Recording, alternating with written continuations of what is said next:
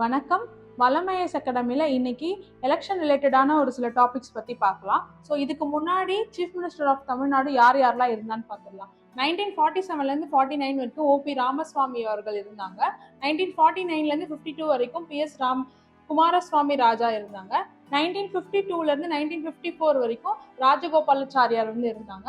1954 1963 வரைக்கும் காமராஜர் ஐயா இருந்தாங்க. ஸோ தமிழ்நாட்டில் முக்கியமான ஸ்கீம்ஸ் எல்லாமே இந்த வருஷத்துல தான் உங்களுக்கு வந்திருக்கும். ஸோ 1954 1963 வரைக்கும் நடந்த எல்லா ஸ்கீம்ஸ் பத்தி நம்ம டீட்டெயில்டா தனியா ஒரு செக்ஷன்ல பார்க்கலாம். இப்போ எக்ஸாம்பிளுக்கு பாத்தீங்கன்னா மிட் டே மீல் ஸ்கீம், அதுக்கப்புறம் இரிகேஷன் ரிலேட்டடா, அக்ரிகல்ச்சர் ரிலேட்டடா தமிழ்நாடுல என்னென்ன வளர்ச்சிலாம் வந்ததோ அதெல்லாம் முக்கியமான பங்கு காமராஜர் ஐயாக்கு இருக்கு.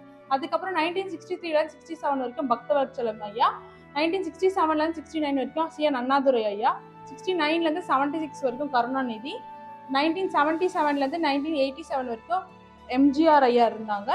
1988 ஸோ ஐயா 1988 இறந்துருப்பாங்க. அதனால அந்த டைம்ல இன்டரிம் சீஃப் மினிஸ்டரா ஜானகி அம்மாவை இவங்களோட வைஃப் அவங்கள நியமிச்சிருப்பாங்க. அடுத்த எலெக்ஷன்ல 1989 1991 வரைக்கும் கருணாநிதி ஐயா இருந்திருப்பாங்க. 1991 96 வரைக்கும் ஜெயலலிதா அம்மா, 1996 2001 வரைக்கும் மறுபடியும் கருணாநிதி ஐயா.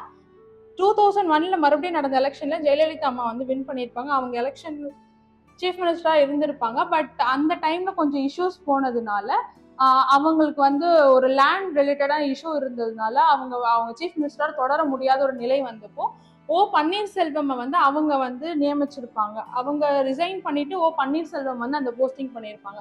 ஸோ அந்த வழக்கு முடிஞ்சதுக்கு அப்புறம் மறுபடியும் ஜெயலலிதா அம்மாவே சீஃப் மினிஸ்டரா இருப்பாங்க. இவங்க பன்னீர்செல்வம் ரிசைன் பண்ணிட்டு திரும்பவும் ஜெயலலிதா அம்மாவே அந்த டென்யூரை கம்ப்ளீட் பண்ணி முடிச்சிருப்பாங்க.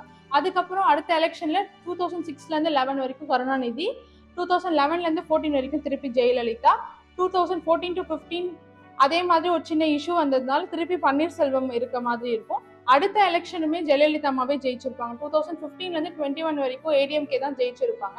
அந்த டைம்ல தான் 2016 தான் உங்களுக்கு ஜெயலலிதா அம்மா இறந்துருப்பாங்க. ஸோ அதனால அந்த டைம்ல பன்னீர்செல்வம் இருந்திருப்பாங்க.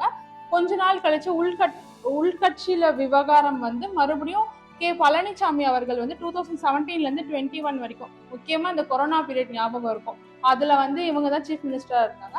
அண்ட் இப்போ கரண்டா MK ஸ்டாலின் அவர்கள் சீஃப் மினிஸ்டரா இருக்காங்க. ஸோ May 4 தான் தெரியும் அடுத்த சீஃப் மினிஸ்டர் மாறுவாங்களா இல்ல இவங்களே தொடர போறாங்களான்றது கண்டிப்பா பார்க்கலாம். நன்றி.